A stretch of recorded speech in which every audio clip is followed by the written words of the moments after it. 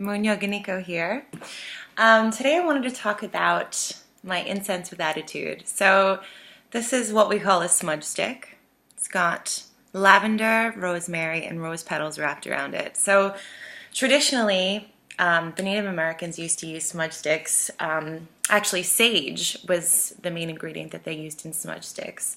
And they would use these in their rituals or in their ceremonies to cleanse themselves and their surroundings of evil spirits or negative energy.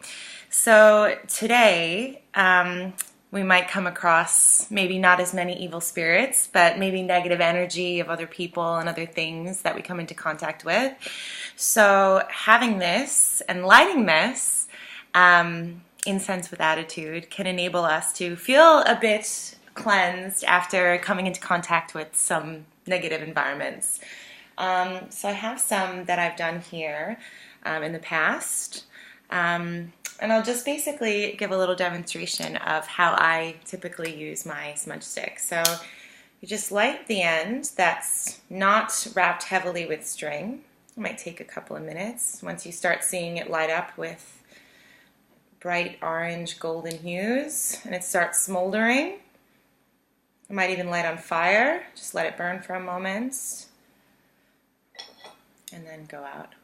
Before you do this, you should also open a window or door, and you should make sure that you have some sort of receptacle.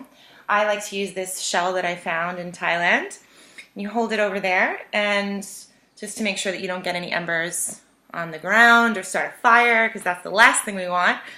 You wave it around yourself, or around your head, around your body, from head to toe, and recite positive mantras, whether it's I'm cleansed of anything negative that surrounds me, or I start with a fresh new day. This is a very good ritual to do when you move into a new house, when you buy a new car, when you're buying a new business, any sort of space that might have had others' energy in it might require this kind of cleansing. And so basically you walk around your house, you might go to the seams of the windows and the doors, the corners, and just start high and low. Make sure that you have your receptacle nearby because you don't want any embers to catch or fall. And then you just kind of walk around, and once you feel at peace and the room is filled with a decent amount of smoke, this beautiful smelling smoke, then you can actually put your smudge stick out much like you would put out a cigarette or a cigar.